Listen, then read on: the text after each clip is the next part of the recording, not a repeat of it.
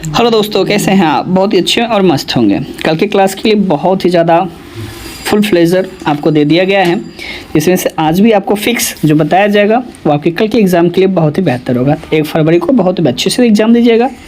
तो बने रहिए हमारे चैनल पे। अगर आपको अच्छा लगता है तो लाइक करें, सब्सक्राइब करें, दोस्तों को भी शेयर करें।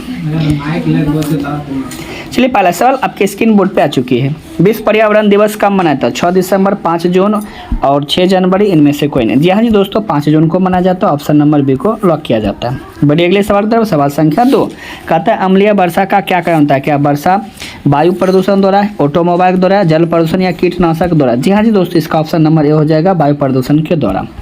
बढ़िए, अगले सवाल की तरफ। सवाल संख्या बहुत ही बेहतरीन है। सवाल संख्या 3 कहते हैं धसे हुए रंध्र किस में पाए जाते हैं? हेलोफाइटस में, जलोद्भिद में, मरोद्भिद में, समोद्भिद या मरोद्भिद में? जी हाँ जी दोस्तों, धसे हुए रंध्र में क्या पाया जाता है? मरोद्भिद में पाया जाता है।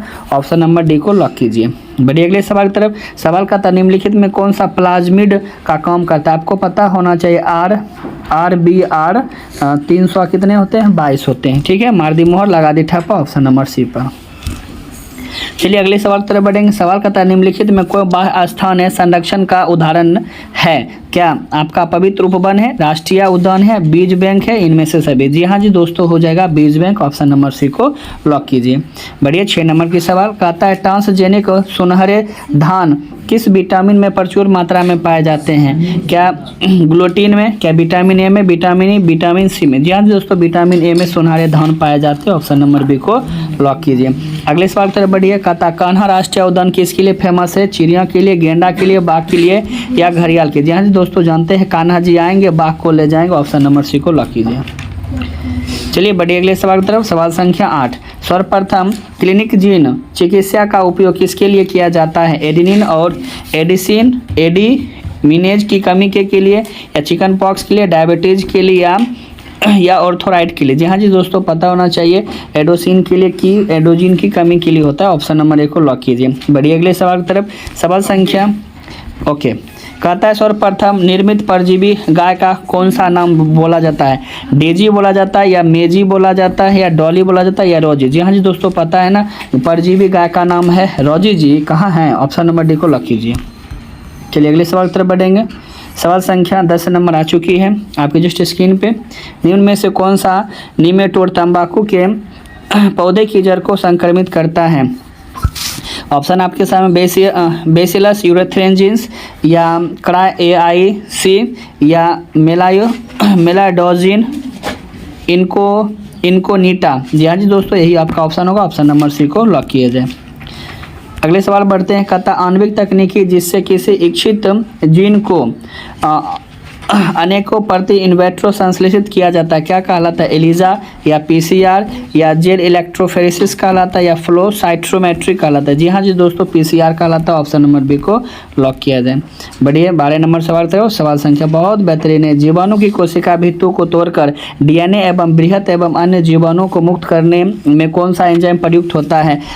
लाइसोजाइम्स होता है, सेलुलोज होता है, काइटिनेज होता है, या ग्लाइकोजिनेस होता है? जी हाँ जी दोस्तों, पता होना चाहिए जीवाणु को तोड़ने के लिए लाइसोजाइम होता है। ऑप्शन नंबर ए को लॉक कीजिए। चलिए अगला सवाल देखिए, बहुत ही बेहतरीन आ चुका है। बेसिलियस यूथ्रेजिन्स द्वारा स्रावित होने वाला ऑबिस प्रोटीन किस में पाता है? या ट्यूबुलिन में पाता है, इंसुलिन पाता है, या क्राई प्रोटीन में, इनमें से सभी? जी हाँ जी दोस्तों, क्राई प्रोटीन पाता है। ऑप्शन नंबर सी को लॉक कीजिए। बढ़िए, 14 नंबर सवाल कहता है रणथंभौर है ना, रणथंभौर राष्ट्रीय उद्यान कहाँ है? गुजरात में, उत्तर प्रदेश, राजस्थान या मध्य प्रदेश? जी हाँ जी दोस्तों, राणा जी आएंगे, राजस्थान ले जाएंगे। ऑप्शन नंबर सी को लॉक कर दीजिए। चलिए अगले सवाल 15 नंबर। मनुष्य में हिम अंधता की मुख्य कारण किन के द्वारा होती है? यूवी बीटा किरण के अवशोषण के कारण होता है, या इंफ्रा विकिरण के कारण होता है, या क्रॉस्मिक विकिरण अवशोषण का, या चंद्र मंडल हिम के कारण होता है? जी हाँ जी दोस्तों, मनुष्य की हिम अंधता होता है, यूवी बीटा कारण होता है। ऑप्शन नंबर ए को लॉक कीजिए। चलिए बढ़िए, सवाल संख्या 16 देखिए, सवाल बहुत बेहतरीन है। वायुमंडल के निचले भाग के शिखर तब तक वायु का स्तंभ कॉलन जो होता है ओजोन की मोटाई की इकाई को बताता है, क्या कहता है? डॉप्सन इकाई, अर्बन इकाई, या पास्कल इकाई, इनमें से कोई नहीं? जी हाँ जी दोस्तों, डॉप्सन इकाई। ऑप्शन नंबर ए को लॉक किया जाता है। 7 नंबर सवाल कहते हैं विश्व में पाए जाने वाले जैव विविधता का हॉट स्पॉट की संख्या कितनी होती है? 25, 9, 34 इनमें से कोई नहीं। जी हाँ दोस्तों 34 होती है। ऑप्शन नंबर सी को लॉक कीजिए। बढ़िए 18 नंबर सवाल, निम्न में से कौन सा ग्रीन हाउस गैस होते हैं? जी हाँ ग्रीन हाउस की बात है, methane gas, carbon dioxide, chlorofluorocarbon, इनमें से सभी। जी हाँ दोस्तों ग्रीन हाउस जिसको ग्रीन हाउस कहते हैं, इसमें से ऑप्शन नंबर डी सभी गैस उसमें मौजूद होते हैं। कहते हैं रेड डाटा बुक किससे सम्मिलित होते हैं? क्या ब्लू तो हो रहे हैं पेड़ पौधे का, दुर्लभ पेड़ पौधे की सूची, आपत्तिग्रस्त प्राणियों की सूची, इनमें से सभी। जी हाँ रेड डाटा बुक में सभी का काम होता है। ऑप्शन नंबर डी को लॉक किया जाता है। दीजिए चलिए अगले सवाल आपके जस्ट सामने आ चुके हैं। 20 नंबर, जनसंख्या अधिक होने के क्या कारण था? आय की कमी, जमीन की कमी या खनिज उत्पादन की कमी, इनमें से सभी। जी हाँ जी दोस्तों इसका ऑप्शन इनमें से सभी, ऑप्शन नंबर डी को लॉक किया जाए।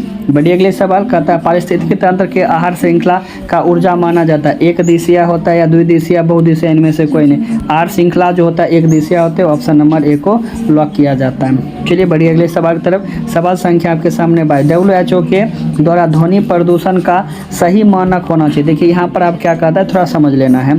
यहाँ पर देखिएगा सहन करने की क्षमता की सबसे नॉर्मल कितना होना चाहिए? 20 से 30। अधिक होने की बात होगा तो 90 डिग्री यानी 80 से 90 डेसिबल होता है। और अत्यधिक क्षमता शोर शराबा के लिए होता है 130 dB। ये बात को ध्यान रखना है। फिर से एक बार पुनः देख लीजिए।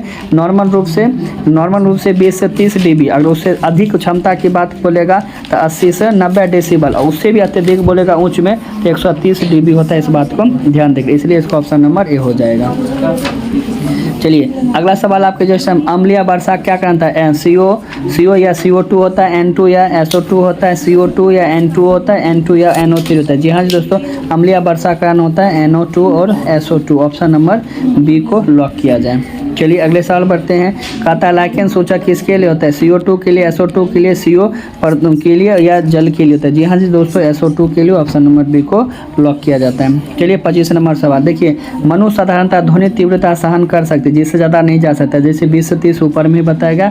ऑप्शन नंबर ए को लॉक किया जाए। वही कहेगा उसकी क्षमता ज़्यादा होनी चाहिए तो 80 से 90, उससे अत्यधिक की बात होगा तो 120 से 130 की तरफ, इसलिए इसका ऑप्शन नंबर ए को लॉक किया जाता है। अगले सवाल की तरफ बढ़िए। सवाल संख्या 26 कहता है DNA फिंगरप्रिंटिंग किसके लिए किया जाता है? कि DNA टाइपिंग के लिए, DNA प्रोफाइलिंग के लिए, बोथ इनमें से कोई नहीं। जी हाँ जी दोस्तों दोनों के लिए किया तो ऑप्शन नंबर सी को लॉक किया जाता है। बढ़िए।